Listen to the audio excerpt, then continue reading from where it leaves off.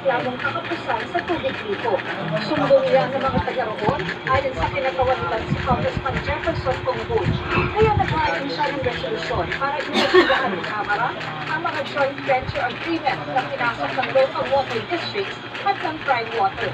Binanggit sa resolusyon ang ilang beses na pagkaputol ng tubig dito sa maraming barangay sa kanyang distrito at halos buong araw na emergency water disruption.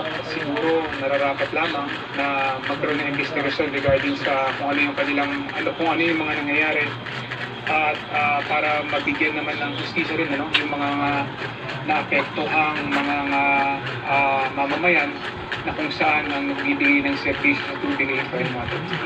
Ayon kay Kongku, Kunti na lang paninda namin. Wala nang puhunan. sa inihain ng resolusyon. Kaya kami ng sentimento ni Col J kasi Sana matulungan nyo kami. ng problema.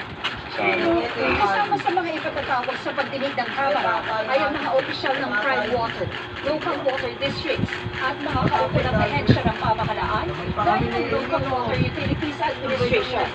Sinisikap pa namin muna ng reaksyon ang prime water. Pero matapos magputos noon ang investigasyon ng Malacanang sa Local Water Utilities Administration,